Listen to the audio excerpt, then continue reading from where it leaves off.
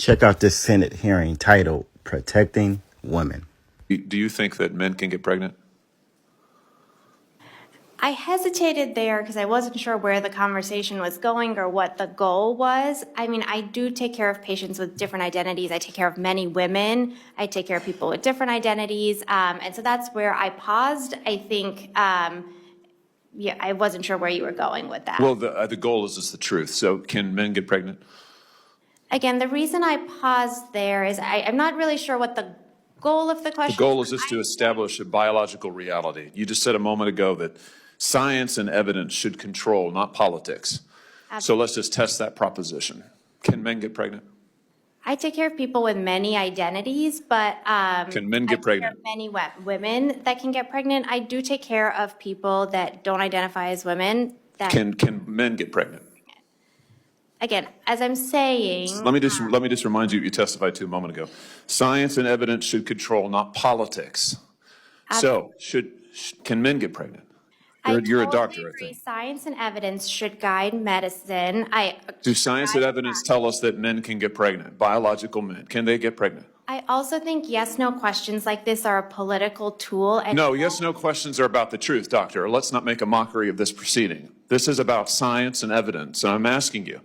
You know, the United States Supreme Court just heard arguments yesterday at great length on this question. This is not a hypothetical question. This is not theoretical. It affects real people in their real lives. And you're here as an expert, called by the other side as an expert. And you've been telling us that you follow, right, you're a doctor, and you follow the science and the evidence. So I just want to know, based on the science, can men get pregnant? That's a yes or no question. It really is, I think. I think you're trying to reduce the complexity of a lot. I'm not. I'm trying to get, it's not complex. I'm trying to get to an answer, and I'm trying to test, frankly, your veracity as a medical professional and as a scientist. Can men get pregnant? I think you're also conflating male and female with... No, I'm not conflating male and female. They're two different things. There's biological men and there's biological women. And I want to know, can men get pregnant? What you were talking about is biological... You're not going to answer my question. Biological males. This isn't hard, doctor. Can men get pregnant? Yes or no? Again, I would be more than happy to have a conversation with you that is not coming from a place of trying to be polarized and push. I'm not trying to be polarizing. I'm trying to ask, I think it is extraordinary that we are here in a hearing about science and about women.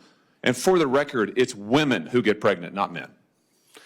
We are here about the safety of women and science that shows that this abortion drug causes adverse health events in 11% of cases. That's 22 times greater than the FDA label, another fact you haven't acknowledged, and yet you won't even acknowledge the basic reality that biological men don't get pregnant. There's a difference between biological men and biological women. I don't know how we can take you seriously and your claims to be a person of science if you won't level with this on this basic issue. I thought we were past all of this, frankly. I can't believe we're still here talking about this.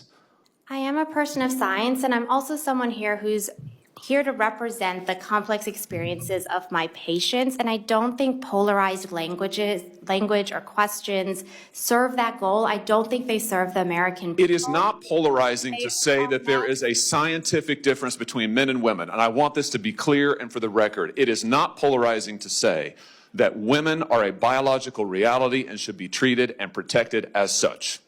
That is not polarizing, that is truth. It is also, by the way, the United States Constitution, which offers unique protections to women in a variety of circumstances as women.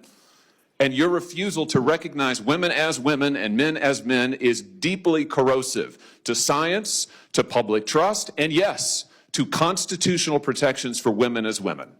And I think it's extraordinary that you would sit here and advance a political agenda that has been thoroughly discredited and rejected by the American people in this forum.